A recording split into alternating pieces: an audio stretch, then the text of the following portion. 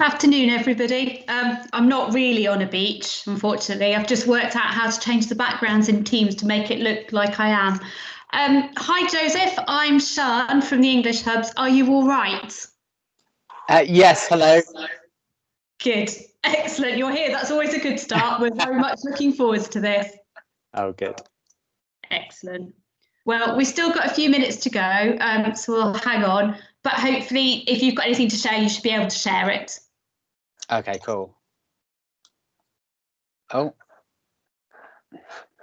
So hopefully you're getting my PowerPoint now. No? Not yet. Now? I can see you at the moment. Okay, that's worrying. Let's try again. Ah, there we go. There you go. That's the one. Excellent. Excellent. Okay, yeah, I'm ready to start when you are. Wow, we'll leave it a few minutes. People are coming from various places, and then we'll get going. Brilliant. Thank you so much.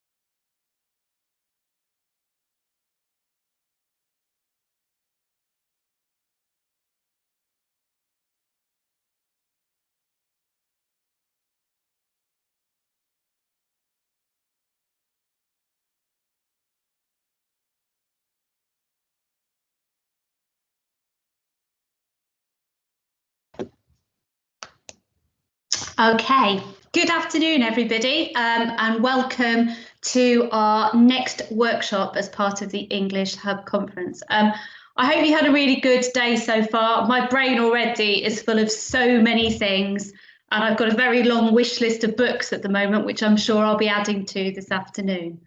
I'm delighted this afternoon to be able to welcome Joseph Coelho to come and present to us. Joseph is a performance poet and playwright, and I must admit, seeing some of the books up there has reminded me of some of your books, Joseph, which are my favourite. your first one, Werewolf Club Rules, I think it's about 5 years ago now. It's a great book. Oh, All thank the you. way, yeah, no. The other of my favourite there is If All the World Were, which is just a magical book, and actually one that we've recommended to lots of schools and children. That's actually really useful in supporting social, emotional health and well-being with our children, kind of in the current climate as much as anything else. So it's fantastic to see some of your books there. Really excited this afternoon because personally, I feel like we don't make enough of poetry and performance poetry in particular to bring another aspect of reading for pleasure and enjoyment for our children. So thank you so much for coming to work with us this afternoon. Absolute pleasure. Thank you for having me. Great. So I'm going to hand over to you, and I'm very much looking forward to this. Thank you. Brilliant. I take it everyone can see the PowerPoint. Yeah, cool. See some thumbs. Excellent. Cool. So, yes, I'm a children's author and poet. But for the last, 18 years now, I've been working in schools initially as a creative writing practitioner. So this was long before I was published, when I was just a wee little performance poet on the London poetry scene, kind of peddling my wares. I was writing lots of funny poems, initially for adults, but because they were funny, people increasingly asked me to go into schools thinking that kids only want to hear funny poems. Well, they don't. They want to hear poems about all sorts of things. So I spent many years in schools at the time when Creative Partnerships was happening, or was very active. And what was wonderful about that was that there were fantastic projects for a period of about 7 years where artists like myself were invited into schools to work alongside teachers, playing. We had time and money and project budgets for 30 weeks at a time to find new ways into literacy. So a lot of the things I'm showing today are things that have come through that process, that I've used in the classroom, that I've developed alongside wonderful teachers up and down the country. And some of these things have, been developed out of necessity. When we've had kids that needed to be entertained and educated, and the things we were planning to do weren't working, and so things that we suddenly did off the cuff, which ended up working and then have developed into practice. So I'm going to share lots of different ways that you can use poetry in the classroom, lots of ways that you can get young people engaged with writing and through writing into reading. Now, one of the main things that I've kind of come away with is this idea of grasping their attention, then tricking them into writing by showing them just how fun and easy writing can be. Writing comes, like poetry, with a lot of baggage. I think many of us can relate. I think many of us have had writing, have had literacy, have had poetry especially done to us at an early age, rather than being shown the delights of poetry and writing. It's often shown as something difficult, something that needs to be done in a correct way. And this leads to a lot of fear for children and adults alike. I do a lot of sessions with adults, and it's exactly the same. The fear of the blank page, the fear of not having enough ideas, not being creative enough, which is such a horrible way to feel. I don't feel creative enough to write a story, to write a poem, and what have you. And children feel exactly the same. So I take the emphasis off of putting black marks onto a white paper and instead reconnect with the fun of literacy, because writing is fun. And so in this session, I'm going to talk about poetic forms, ways to approach creative literacy. I'm going to talk a bit about speaking aloud and simple ways to work a poem, to make a poem more accessible in the classroom. And there will be some having a go as well, I hope. Now, I'm going to start with a poetic form called the one-word poem. A poetic form is another thing which gets a lot of fear. People think, oh my gosh, I don't know how to write a Shakespearean sonnet or a villanelle or a ballad. Well, that doesn't matter. You don't have to write all those things. You can do, and they are wonderful forms to explore. But you can equally start with a one-word poem. How do you write a one-word poem? I hear you cry. Like this. There's a trick. You have a very long title. So if you have a long title like The Sad Tale of a Fly, you can create a one-word poem. You can get your class to create a one-word poem. Here's my word for The Sad Tale of a Fly. Splat. That's my one-word poem. The Sad Tale of a Fly, splat. Another long title. The day I ate macaroni cheese with ice cream custard, avocado, and fish eggs. That is my long title. And I'm wondering if anyone, I'm right in thinking we can use the chat, can't we? That's right, yeah. Does anyone have one word that they can write in the chat, a suggestion for this one word poem? The title is The Day I Ate Macaroni Cheese with Ice Cream Custard, Avocado and Fish Eggs. Any ideas for what the one word could be? And remember, you can't get it wrong. Vomit. Thank you, Tina. Vomit. Wonderful. Vomit could totally work. Blur from who was that? From Emily. Charlotte with Emily went blur. Excellent. Lots of blurs actually. And puke and tummy ache. Excellent. Windy. Yes, I imagine you would be quite windy after that. Wonderful suggestions. They're all absolutely right, which is what's so wonderful about this form. It's very accessible. I went with blur, but all those suggestions are absolutely correct. I think we even had like a 2-word suggestion, which is fine. You can have 2-word poems. That's absolutely fine. Or even 3-word poems. How about this title? Jumping from a plane without a parachute. Jumping from a plane without a parachute. Any suggestions for one word for jumping from a plane without a parachute? Splat. Excellent. Foolish. Yes. Whee. Love it. Ouch. Thank you. Thrill ride. Nice use of the hyphen. Thrill ride. Forgetful. Excellent. All those could totally work. I went with no. But all your suggestions, like thank you, Kate, and bounce. Thank you for that, Duncan. All of those could absolutely work. How about this? The sound of lightning. The sound of lightning. Remember, you can't get it wrong. Whatever you say will be right. Sound of lightning. Oh, I can hear tapping. Crash, flash, lots of flashes. Boom, bang. Excellent, excellent suggestions. All of those would totally work. I went with zap, but all of those suggestions would absolutely work. I often introduce poetic form in this way in an assembly because it's so accessible, it's so easy. Kids can't help but throw their hand up and shout out a word, and they have created a poem. We haven't put pen to paper yet, but they have come up with one word for a poem. Now, the natural progression of this is to get them to think of their own long title for a poem. And that's what I would like to invite you guys to do. You could use some of the structures that we had here. So instead of the sad tale of a fly, you could have the happy story of a bear. Or instead of the day I ate something, something, and something, you might have the day I smelt the toilet, the dustbin, and my brother's feet. Instead of jumping from a plane without a parachute, you might have sliding down a mountain with a jelly on your head. It doesn't have to make sense. Instead of the sound of lightning, the sound of a tree falling when no one is there to hear it, if we want to get very zen. Any suggestions for a new long title for a one-word poem? A new long title.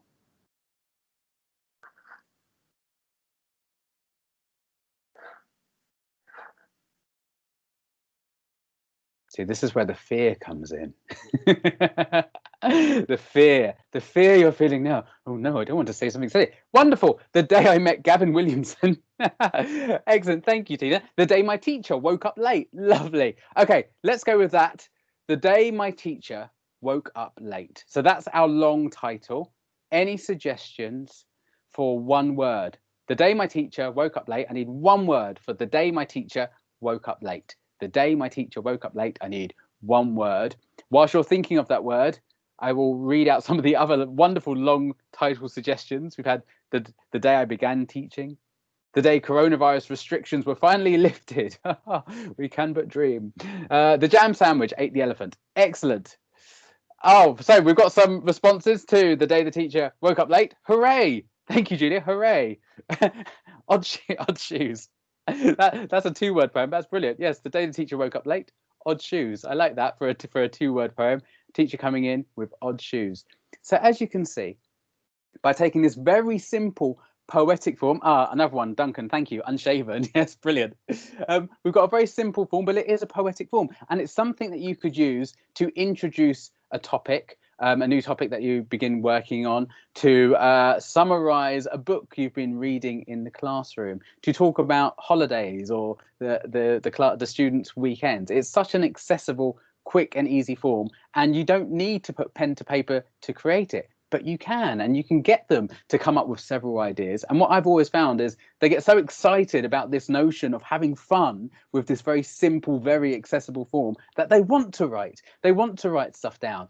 And once you get kids writing, it's very easy to get them reading, because children that write will read initially their own work, but then you can get them working in groups, reading the writing of other people in their group, and then hopefully you can start to push them on to other things, onto picture books, chapter books, novels, verse novels, what have you. But I think by honouring the child's voice, you do so much in encouraging them to write and to read. We're living in a time where so many people feel disempowered to use their voice. I think children especially so. So the more we can empower and let them know that their words are valued, the more we can create readers and writers of the future. So that's the one word poem. Another form that I would like to share with you is an abecedarius. What's that, I hear you cry? An abecedarius is an alphabet poem. I'm sure you are all sick to death to the high teeth of acrostic poems. I'm sure you've done many acrostic poems over the years, especially like during the holidays. Christmas down the side and then doing all the sentences, or Easter, or Romans, or the water cycle. Well, they're great. I love acrostic poems.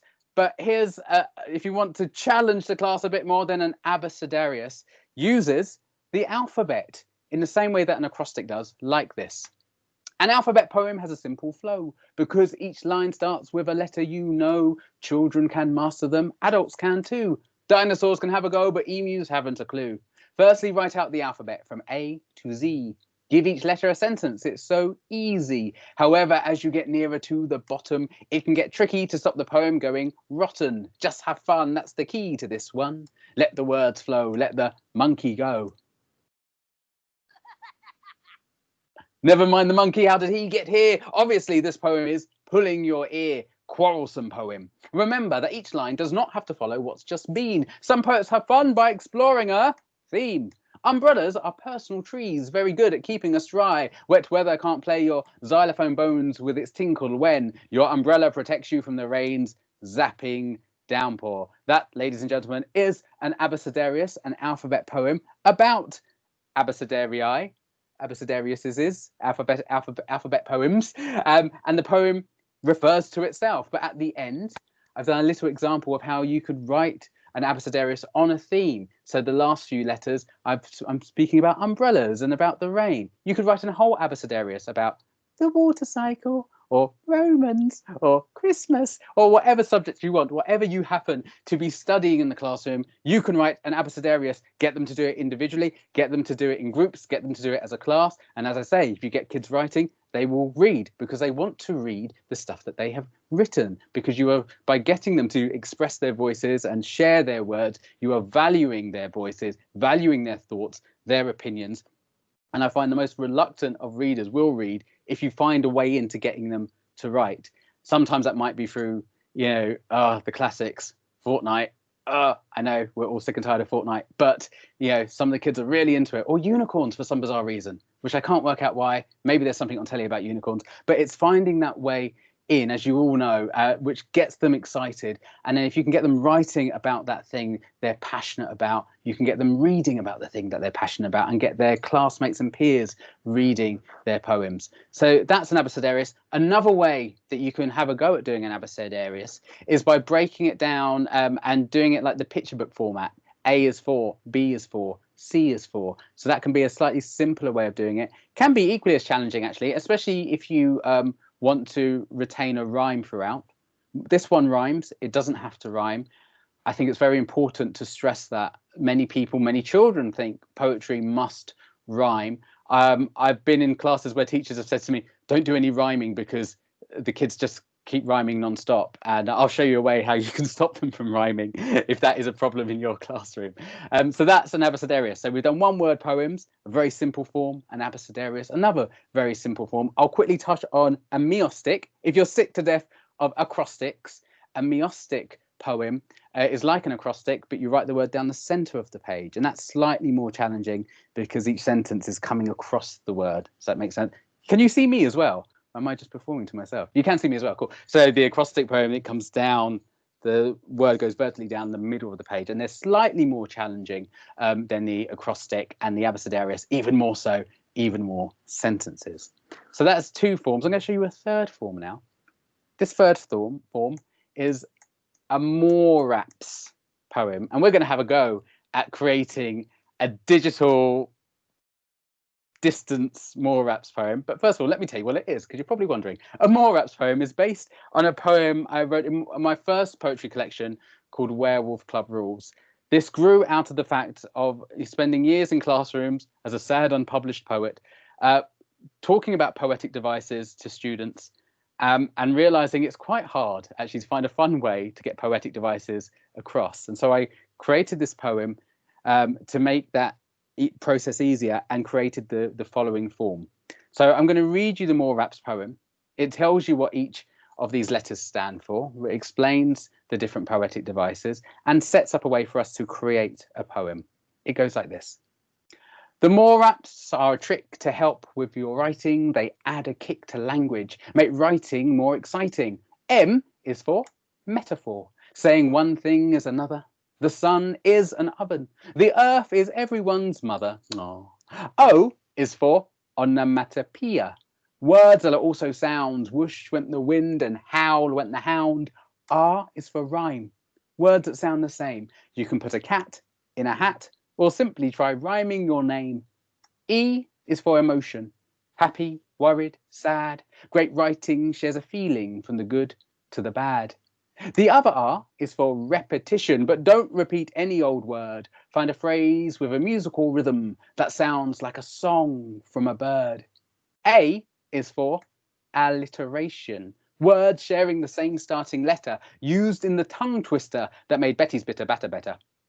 P is for personification. Human features used to describe a thing. For instance, I looked to the sky and saw the sun's bright shining grin. S is for simile, using as and like to compare. For instance, when my mother gets angry, she snarls like a rampaging bear. The Moraps are a wonderful way to add a punch to your writing. Master them like a juggler. Make your words ripe for the biting. That was a Moraps poem. It uses every single poetic device. Well, not every single one, there are others, but it uses 8 poetic devices, ones that I'm sure you're familiar with. And it sets up a way of writing a form of poetry that uses the Moraps. And I'm going to show you how. And I often do this in assemblies. So, in assemblies normally 20 minutes, maybe half an hour if I'm lucky. But just to show you how quickly this can be done, I regularly do this with halls of children. I'm going to tell you now, it's harder with adults because we've somehow learnt to edit ourselves, whereas kids will put their hands up and they have things to say. So we'll see how we get along. No pressure, it's absolutely fine. We're going to write a Moraps poem about the sun, a nice easy one about the sun. First of all, I need a metaphor that's saying something is something else about the sun. For instance, you might say the sun is an oven, or the sun is a basketball, or the sun is something else. Has anyone got a metaphor for me for the sun? Doesn't have to be Shakespeare, just the sun is another thing. Another thing. Oh, cool. Duncan straight in there. The sun is a hot water bottle. Thank you, Duncan. That is lovely. The sun is a hot water bottle. Excellent. Excellent. Thank you. O is for onomatopoeia. This one makes many people scared. Often, if I'm working with groups of adults, I go, onomatopoeia, oh my gosh, what is that? Children love this word because it's so long. I have had year ones coming up to me, learning the spelling of this word just because they love the sound of it. It means words that are also sounds, like bang, crash, whoosh. I would like a sentence about the sun that uses some onomatopoeia, that uses a sound word. If we're doing a poem about the rain, I might say the rain splishes and splashes, but we're doing one about the sun. So I need a sentence about the sun. Excellent. Thank you, S. James, sizzling sunshine, scorching my skin. Now, James, you've done something, S. James, sorry, you've done something quite clever there, because not only are you using onomatopoeia, you're also using alliteration within the same sentence, which we are going to get to in a bit about doubling up of poetic devices. But that is a lovely alliterative onomatopoeic line. Thank you. And also thank you, Sharon, for it fizzes like a bonbon. That's lovely as well. R is for rhyme. Words that sound the same. We all know what rhyme is. Can anyone give me a rhyme for the sun? Not the sun is fun, because I've heard it too many times. So a rhyme for the sun, not the sun is fun. It's outlawed. The sun is fun, it is outlawed, even though it is a lovely rhyme.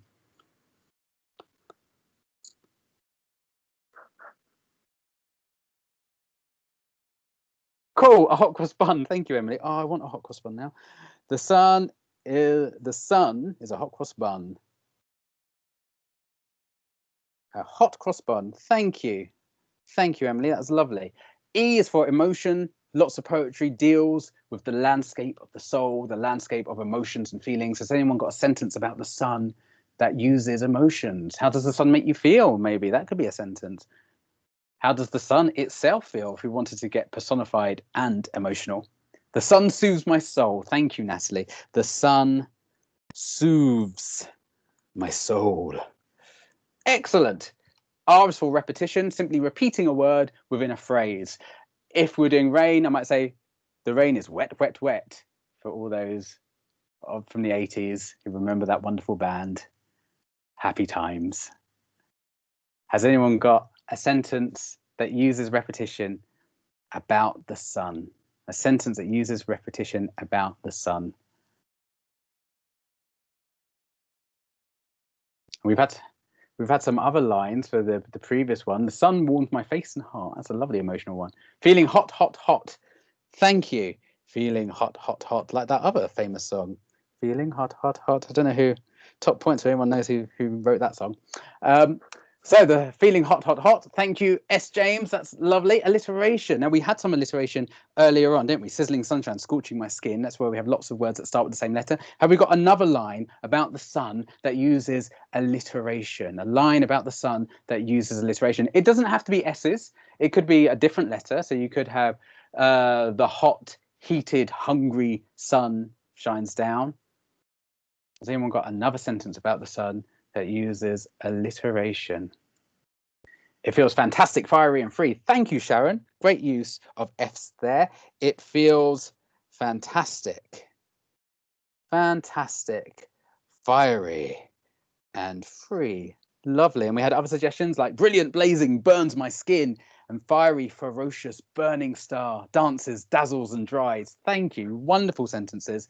Great alliteration. P is for personification. Can anyone personify the sun? Use a sentence about the sun that describes it as if it were a person, imagining it were a person. If we were doing a poem about trees, I might say the trees are dancing in the wind, as they were with Storm Christoph. Is that what it was called? Storm something, wasn't it? It had a name.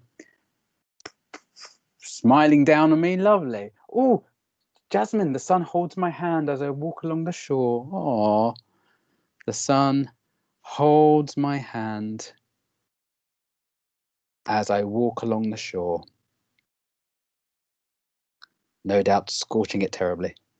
Excellent. S is for simile. Has anyone got a simile for the sun? A simile for the sun. That's using like or as to compare. The sun is like, or the sun is as hot as bright as scorching as beaming as joyful as.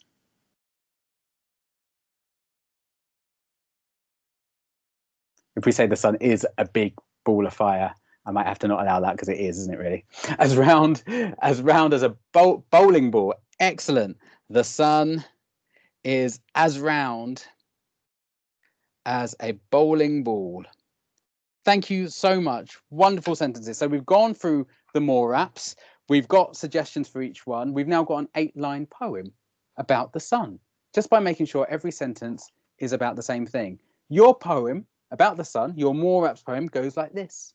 The sun is a hot water bottle Sizzling sunshine scorching my skin.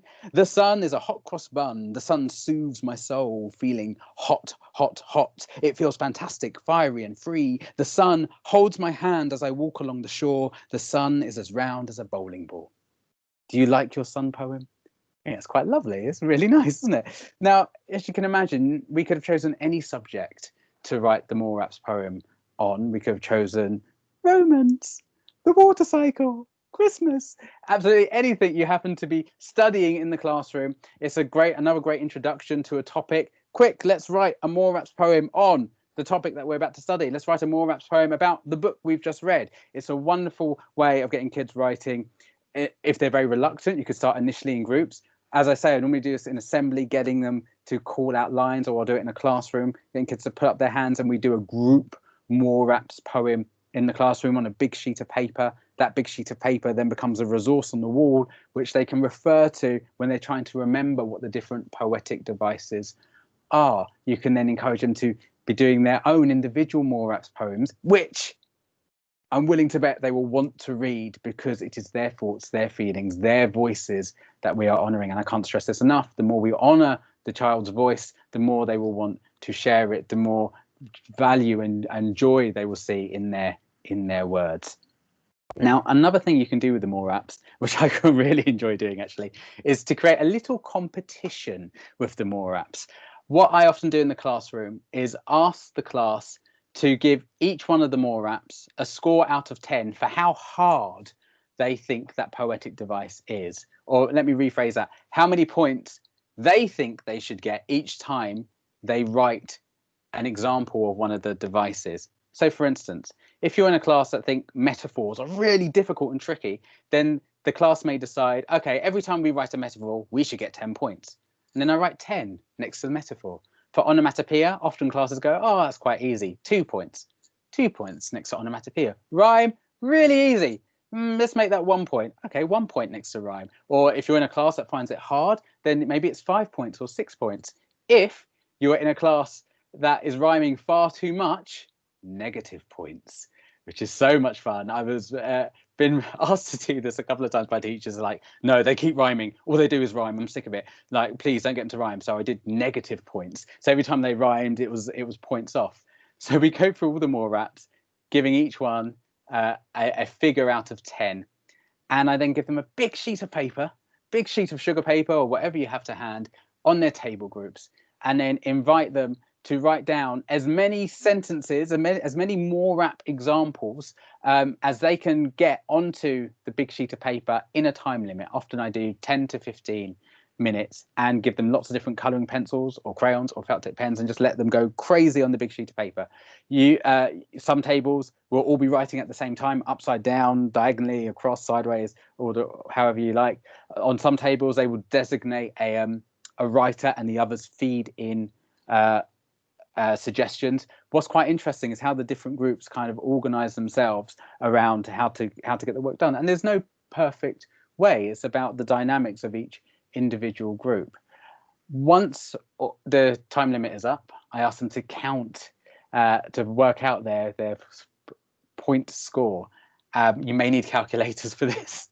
So I'll hand out some calculators, and very quickly the points start to rise, especially if you introduce the idea that if they have more than one poetic device in a sentence, then you multiply those points. So earlier on in our More Raps poem, someone said, sizzling sunshine scorching my skin. So that was for onomatopoeia, and that was onomatopoeia and alliteration. So you would times the points. So if you've got 10 points for onomatopoeia and 10 points for alliteration, then you've got 10 times 10, which is 100 points for doing that one sentence.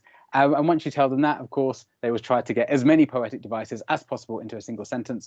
I've had classes put 8 poetic devices into one very long sentence, and then get extremely thrilled by the tens of thousands of points they've been able to accrue.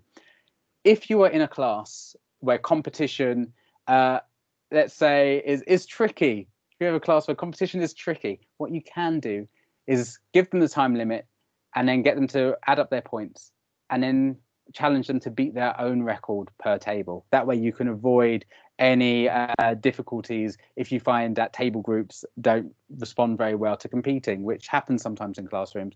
And then you can keep the competitive element to them sort of bettering their own score. I have found this to be a complete hoot every time I've done it in a classroom. There's something about the joy of it, about big sheets of paper, about different coloured pencils, but also about the points and the time limit aspect, which makes it just a fun, enjoyable session. You're then left with, say, if you've got 5 groups in your class, 5 or 6 groups, you're left with all these massive sheets of paper, these word banks, these poetic device banks, which you can put on the walls, which they can then refer to for their own individual poems. I often don't tell them to write the more raps on any one particular thing. I have done. Sometimes I've done the water cycle, in fact. I find it's nice to leave it as open as can be, but of course you can. You could tell them, okay, all your poetic devices need to be on this subject area, on this theme, on the trip that we did last week, on the book that we read, on the film that we watched, on the museum that we visited, etc., etc. But it leads to a very fun, creative way of them, creating a poetic form that uses lots of poetic devices, and then having fun with words, and us further letting the young people know that we value their words, that writing is fun, that reading is fun, because of course, once they've got that big sheet of paper, you can get 1, 2, 3 of them, a group of them up to the front of the class, and they can read off their metaphors, their onomatopoeias. They can start to cut it out and rearrange the sentences to make a more raps poem or to make a new poem. They can take each one to take one example of each of the devices and use that as a starting point for a verse, for a stanza, to make an 8-verse poem. There really is no limits to how you can use this resource once you've got them writing and most importantly passionate about the things they are putting down on the paper. So that's one-word poems, abecedarian alphabet poems, and more rap poems as introductions to form. There are, of course, lots of other forms. I've got a book, How to Write Poems, which lists lots of different types of forms as well, like sonnets. Sonnets are great fun to do, much easier than many people think. Sestinas are wonderful. They're a bit more complex, but lovely. So I think there's a huge amount of scope with poetic form. What I wanted to go over next is a series of kind of 4 steps that I kind of mentally go through in my head when preparing a creative literacy session. These are the things I realized over the years that when the sessions worked really, really well and were very successful, they had these 4 elements in them. Number 1, stimulus. What are we going to present to the young people to get them excited about what they are going to start writing about? Being a poet, I often go into the classroom with a poem in mind. So I read them a poem.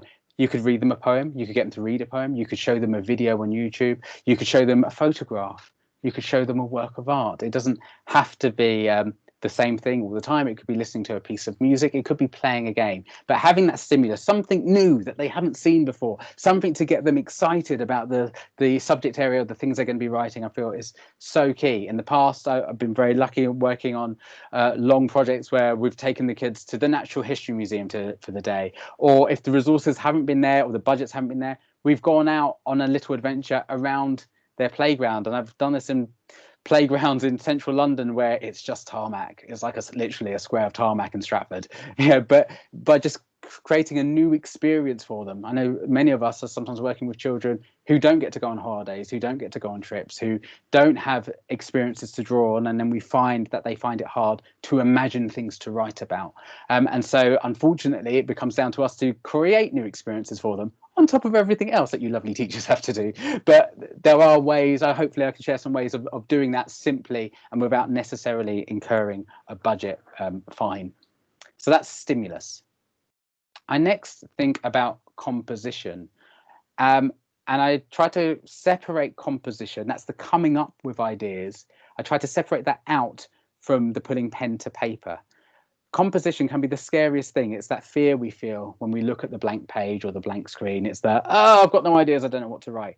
So as much as possible, I try to get the kids coming up with ideas through speaking aloud, through physical activity, through doing simple circle exercises around different sentence structures, through scribbling, through arranging, from using their hands.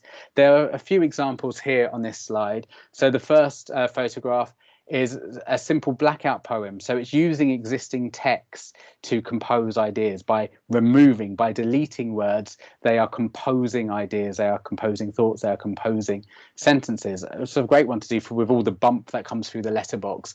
Probably be a lot of pizza menus, but it's a great way of just getting kids coming up with ideas without that pressure of coming up with ideas.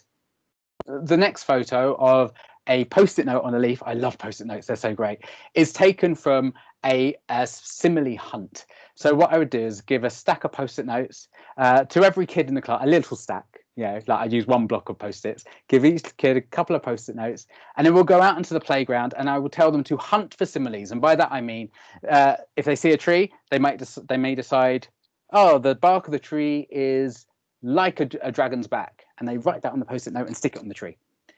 They might decide that the concrete is as grey as an elephant, and they stick that on the concrete. They might decide that the ladybird is as red as a cherry, and on and on. So we actively hunt for similes within the playground, and they start to label their environment with these similes. And again, it's such fun. The kids run off and they start labeling their environment with post-it notes, and then I challenge them to collect, say, 4 or 5 post-it notes each, but not their own, somebody else's. So they go off and they collect 4 or 5 post-it notes. We take those post-it notes back into class, stick them on a large sheet of paper. They then can start editing, very simple editing, by arranging the post-it notes, which simile comes first, which comes second. What I quickly find is that a little hand will be raised and someone will say, oh, how do you, can I have another post-it note, please? Because there's a sentence that they haven't got that they want to make their poem make sense, or they want to add a word. And so then I start to give them more post-it notes, give them more material, and then they start to fill in blanks. So they're editing, they're creating, and they've been inspired by their classmates' post-it notes. You can equally do this with them using their own post-it notes. If you feel like they want to build on what they've already written, that's absolutely fine. There's lots of different ways in. It's purely about giving them an experience, so seeing their playground in a new way, and then bringing those ideas into the classroom. I've done this on rainy days inside in the classroom. Classrooms are brilliant. I can see some classrooms actually in your backgrounds, and I can see blues and greens and reds, and I can see books from the bookshelves, and there's always wonderful displays in schools. So if you can't go outside, or there's not much opportunity to go out, then you can use the immediate environment, or going into the hall or into a corridor. There'll be lots of different textures, colours, even smells, especially in schools, that maybe they can be inspired by for their similes. The final photo is of a activity circuit.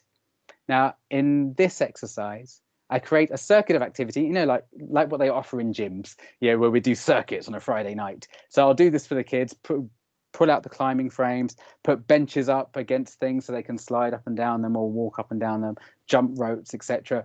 The weird little plastic things you put on the floor that look like feet and hands. Do you guys have those? I know many schools have. They're so bizarre. But yes, anything you have to hand, basically, to make a circuit of activity.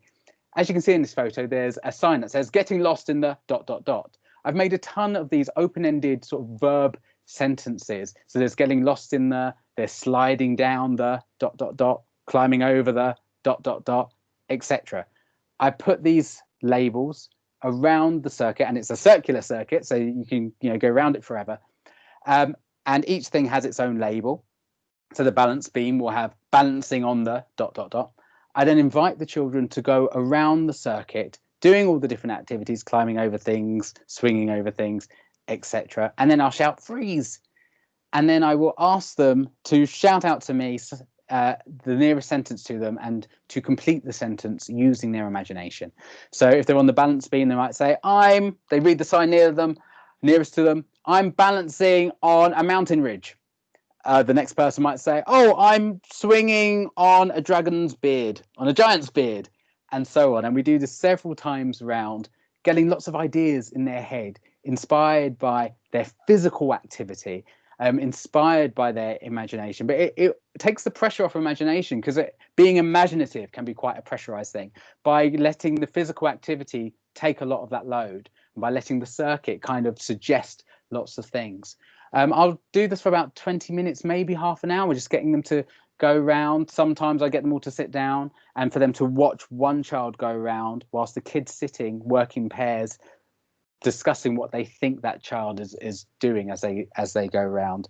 And of course, you can level this up to, I've done this with all years throughout in primary, and getting you kind of level it to them. So you could have the older kids working on a book, the actions of a book that you've recently read, for example. So you can take the action sequence or an action sequence from a film and then superimpose that on top of your activity sequence, so that they're already thinking about possibly their stimulus, the thing that you first started with them, and then adding their own elements to that.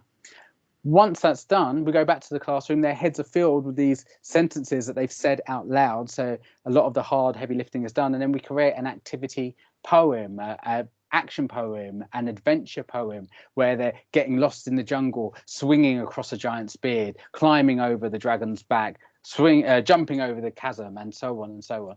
And then they create these wonderful, very vibrant poems. So that's composition, separating out the coming up with ideas from the final putting pen to paper.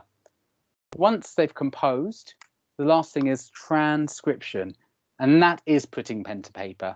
But most importantly, what is the pen and what is the paper? And I love this bit because it allows for so much creativity in terms of what you can do in the classroom. As you can see from the photos here, I've had kids kind of plan out and write on biscuits with icing pens. That's a huge amount of fun, especially if you're quite keen on biscuits. I've had these teachers in the bottom photo there writing on disposable lab coats, which you can get from your favorite online mass huge retail store. You can get them relatively cheap, and they're great because you can tear them, you can rip into them, they've got pockets, and you can write on them in felt tip pens so they can wear their words.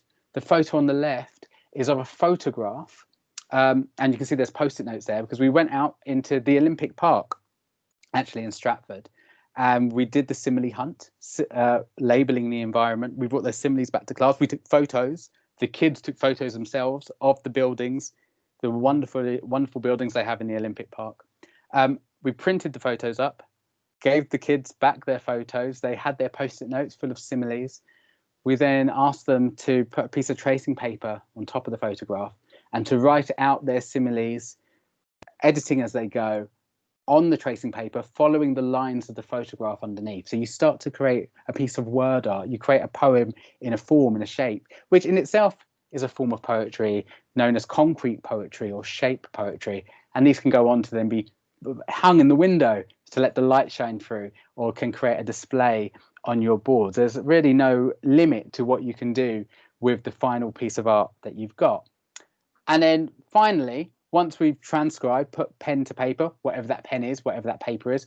And by the way, the pen might be a biro and the surface might be a banana skin, or it might be a Sharpie on an old CD case. There's so many things you can do, or a piece of chalk on the playground floor. Once you've done all that, what's really key, I feel, is having that final product. How are you going to honor their words? Are you going to create a printed book? Now, a printed book might be a professionally printed book. It might also be a piece of paper folded over and kind of sellotaped in the middle, whatever means you have. But it's having that final product to show that we value their words. Is it a piece of art for the wall? Is it a performance? On this photo here, we got the kids writing on disposable lab coats. They then went down an imaginary catwalk, and we had them striking a scene. And after they struck that scene, we struck a pose. We took a photograph of them. They had sunglasses on because we had a box of sunglasses because it was fun. And they would read their words after doing this catwalk and donning their photographs and having their photo taken. They would read their poems and their stories. So having that that product, I feel is really important. It might be as simple as them going to other classes and sharing their poems to a class nearby. Oh gosh, I'm aware of time, so I'm just going to quickly talk. I'm going to very quickly just say one thing. Once you've gone through that whole process and they've got poems, then of course there's so much you can do with reading poems out loud. Tricky at the moment because of COVID, and guidelines are that people shouldn't be singing and shouting next to each other. So I'd say a lot of this is for post COVID, unless you've got, I don't know, acres of space between kids or what have you. But pre-COVID, I would have them saying tongue twisters in the class out loud together. So I'm going to rush through this because of time. You can get them doing diminuendo, so starting loud with their poem and then going quieter and quieter. And of course, if they know that is how they are going to perform the poem, then that will affect what they write about. Here I've written about a journey to the countryside. So starting in the city where it's very loud and getting quieter and quieter and quieter as we go to the countryside. But if you tell them they have to write a poem that will be performed using a diminuendo, then they might write a poem about a factory being very loud and starting up and then all the machines slowly being turned off, or about a trip to a zoo, or indeed school starting very loud in the middle of the day and then getting quieter as the kids start to leave. Oh, so much I want to get through and not enough time, but I hope that's been useful. If we have time for questions, I'm happy to answer any questions. We've gone over different poetic forms. We've gone over that 4-point plan, really, of how you can plan a creative writing session, and touched upon how you can read poems aloud and different ways that you can use the voice, using diminuendo, crescendo, getting louder, creating a poem to be whispered. Whew. Any questions before I get kicked off because of time? There may be, but can I just say thank you so much. I don't think personally I have smiled that much on a Friday afternoon at this time for a very long time, with Christmas and everything. Joseph, you are so inspiring. I can see how children would absolutely adore working with you, and actually that idea of using poetry and getting them writing for pleasure. We talk about reading for pleasure so much, but you bring that writing for pleasure as well. So many amazing ideas that I think we will take with us. Thank you so much. That has just been really, really enjoyable, particularly as I think we all need a bit of a break in situations like yes. And you've done that for us. Thank you. No, thank you so much. You see all the thanks coming in. Thank you for everybody else that's joined. I thought you might want to know the winner of the book for this session. Oh, yes. So one of Joseph's books will be going to S. James. So if you can put in the chat your name and where you'd like it sent to, that would be great. And then we've had an amazing day. I have got one ask. There is a link there to a feedback form. If you could take a couple of minutes to fill it in, that would be really, really useful. But we've had an amazing day. I hope you've enjoyed it. It's given you lots of ideas. And now it's over to you to take those away. Have a lovely weekend and a bit of a rest. Right. And good luck for the rest of your term. SN3 1AR. Good luck, guys. Thank you. Bye. Thank you. Thank you so much.